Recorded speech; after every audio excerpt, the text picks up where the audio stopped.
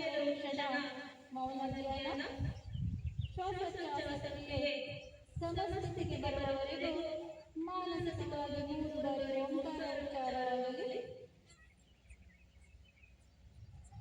ಮೌನ ಧ್ಯಾನ ಮಾಡುವುದರಿಂದ ಮನಸ್ಸು ಸಮಾಧಾನ ಹೊಂದುತ್ತದೆ, ದೇಹ ಸದೃಢಗೊಳ್ಳುತ್ತದೆ ಹಾಗೂ ಮನಸ್ಸಿನ ನಕಾರಾತ್ಮಕ ವಿಚಾರಗಳು ಹೊರಹೋಗಿ ಸಕಾರಾತ್ಮಕ ವಿಚಾರಗಳು ಹೆಚ್ಚು ಉದ್ಭವವಾಗುತ್ತದೆ.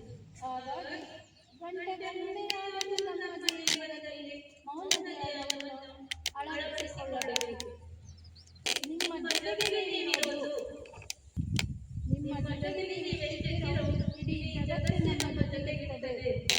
ಜಗದೊಡನೆ ನನ್ನೊಡನೆ ಇರಲು ಜಗವೆದುರಾಗಿ ಭಯವೇನು ಭಯವೇನು, ಜಗದೊಡನೆ ನನ್ನೊಡನೆ ಇರದಿರಲು ಜಗದ ಜೊತೆಗಿರಲು ಸುಖವೇನು ಸುಖವೇನು.